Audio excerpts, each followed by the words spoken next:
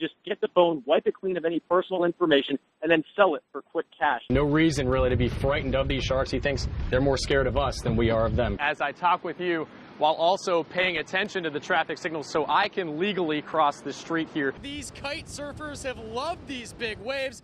A lot of other people with their homes and streets flooded disagree. How much the track and cone have kind of shifted around, changing what the forecast could be for the Carolinas and for other areas along the East Coast as well. There was a guy with a plow driving around who was a little bit of assistance. Out of the intersections that are on the top 3 for the most dangerous, this one here at 9th and College is one that people are actually walking across most often. That's the smart way to do it, right? Have an early dinner and then come here and get the great deals. We talked about how they're trying to make this organized whenever you do get inside. They're even handing out maps so you know exactly where to go to get what you want. We know how much fun it can be here at the Auto Fair. It's also very educational. I've learned a lot about antique fire trucks. Okay, let's take you through the timeline. 2 things that we have in common. We love Bojangles tea, and we're all very, very tired. It's still sinking in for many just how devastating the damage from these fires is, but answering the call can be a crucial first step when a tragedy like this takes place. So before this season, when safety Trey Boston said he was interested, Bear did not want to disappoint. From the moment we got into town, the bracket was one of the first things we saw, but we kept asking ourselves, how does it work? One of the takeaways from that interview, guys, that she really puts in perspective is just how crowded the mall was here today. Recently, we've seen the walkouts at local schools and protests here in Uptown, and we may continue to see more scenes like the one we saw here tonight. Again, we want to welcome all the fans here tonight. It's senior night at Providence High School. I'm gonna cry already, and I haven't even done anything yet. And Kim Johnson is a nervous wreck. You gonna hold my hand? Her son Darius, number 3, is autistic, and he's been the boys' soccer team manager for the last 4 years. Special welcome to manager Darius Johnson. Very proud of him. Very proud of how far he's come. He's just amazing. Man on, Sammy! Willie, keep closing it! Stay away from Danny! On the sidelines, Nice, Patrick! he's the ultimate cheerleader. Keep going, Jetson! And the team loves him. Special thanks to Darius for all of his hard Aw, see? As much as he loves them. In a world where people get made fun of a lot because they're different, they've never, ever done that. And they've just treated him as one of the guys. Before the start of tonight's game against South Met, the players bought Darius these brand new blue cleats and surprised him with some news he'd never gotten before. My heart fell out of my chest. Like, I turned completely pale. I couldn't believe it. Number 3. Darius was getting in the game and in the starting lineup. I ran around telling everybody that he was possibly going to play tonight. Oh, there he is. After one big kick, he was subbed out of the game. Full of emotion with the widest of smiles. He is going to talk about this forever. Forever. Believe it or not, the game continued on, but the MVP on this night was already obvious. That meant more to him than people will ever know. And then a lot to me, too. As much as this team has become his family, Darius says he owes this moment to the woman who raised him. Hey, Mom, I want to dedicate to that kick just for you. Love you so much. Dan Yesenosky, NBC Charlotte. John Barnarski is a veteran when it comes to cars. 45 years. I'm 62 years old. How many bumpers do you think that adds up to? Thousands and thousands. It's been almost 9 years since his son Chris, a master of custom paint jobs, was murdered in his shop in Union County. I miss him every day, and we think about him every day too. That's where the journey of this bumper begins. He was shot, he fell on it. He fell over it, and it damaged it. Chris's friend Mark Cosentino repaired the bumper and put it back on the car.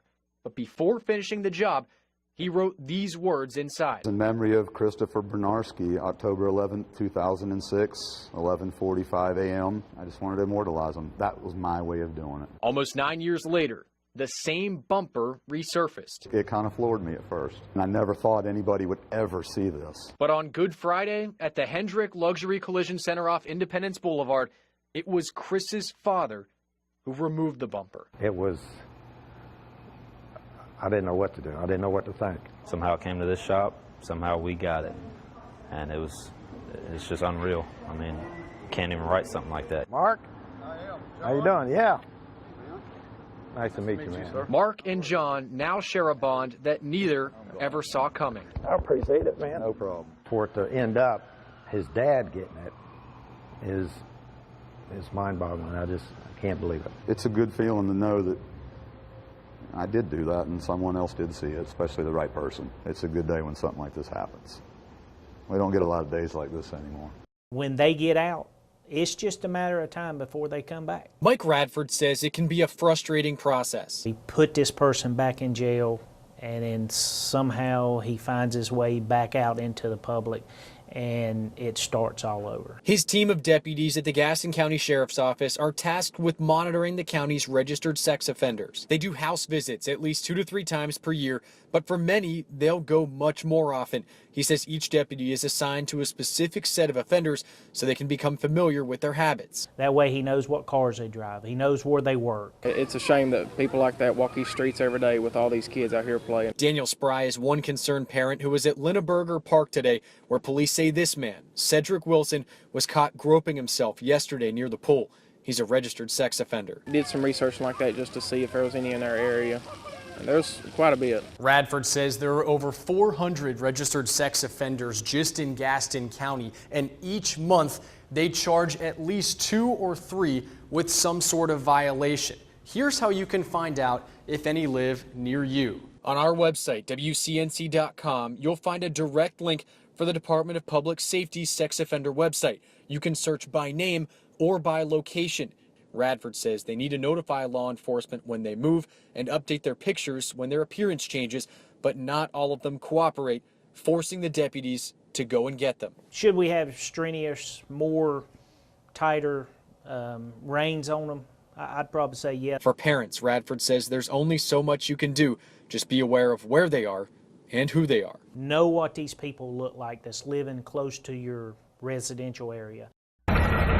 You never know what you might come across. In the demolition business, it's kind of like archaeology. If you make a living digging through dirt. If all that debris or things you find could talk, there's a lot of stories there that we'll never know. Kevin Hammond's been doing it for Clearsight Industrial for 15 years. His assignment in August, tear down Carowinds roller coaster Thunder Road. Standing tall for nearly 40 years, Hammond had a feeling he'd stumble upon something. Cleaning up through the rubble, looked down, and there it was on the ground. This dog tag, which we've blurred out to hide the name and social security number. Hammond says it's the most important discovery he's ever made. To me personally, probably. You know, if we can get it back to the right person. Hammond is also a veteran, serving in the Marine Corps from 1986 to 1990. Hammond is also missing something. Unfortunately, I don't have my dog tags anymore. Somewhere along the line they got lost, and so that's what I thought of. Federal law requires anyone who finds a dog tag to mail it straight to the Secretary of Defense at the Pentagon so they can get it back to its rightful owner. Hammond did the deed within the past week. If somebody found my dog tags, I sure hope they would return them to me. Unlike most 4th graders, Emily David already has her future all mapped out. I want to be a vet when I grow up, and I love animals. So it was no surprise that when she and her mom found a dog wandering through the neighborhood, Emily had to help. But she was worried about what was going to happen to it. Well, she was already playing that angle. Yeah. You know, if we can't find this owner, I think we need to make sure we keep this dog. They took him to the local animal hospital where they realized the dog belonged to Ronald Waters. Waters lives down the street from Emily and is diabetic. He says 1-year-old Tucker is his service dog. When my sugar would drop, he would wake me up. To thank her, Waters gave Emily a $50 gift card to Build-A-Bear. But instead of buying one for herself, she purchased 3 to give to the Kannapolis Police Department. We're here today to celebrate something awesome. Today, inside Shady Brook Elementary. So thank you so much for what you did. The police surprised Emily. Could you bring out her present? With a thank you gift, a brand new bike. That is for you. That is your present. I was crying. I'm not lying. I was really crying. Riding it through the neighborhood, she can't stop smiling. And this is the part of the story where we'd show you Tucker if we could. He was my buddy, and I miss him. I miss him. 2 weeks ago, Tucker escaped again. Someone had hit him, and he was laying at the base of my driveway. He broke the news to Emily late this afternoon. He told her he's still thankful for the extra time he and Tucker got together. I would have never had him as long as I did if it hadn't been for him coming up to you. Her selfless act of giving back to others made an impression with the other kids in Emily's class, who now want to be just like her. You're like the most coolest girl I've ever known, and you're like my bestest friend now. In Kannapolis, Dan Yesenosky, NBC Charlotte. There it goes. Oh, he's attacking. Oh, wow. Make no mistake, if you want to venture outside in this neighborhood, you better be prepared. Like Barry Smith, who's been attacked 4 times by the Hawks, so now he leaves the house ready to swing. If I have a bat right here and it hits me in the back of the head, I can't swing the bat fast enough to get him. He's hit my head and gone before I can have a reaction. I brought a football helmet after hearing the horror stories, and it's something Roger Beaver wishes he'd worn yesterday when he was clawed by one of the dive-bombing Hawks. Just hit me right in the face right here. It just caught me completely off guard. I forgot to wear my hat.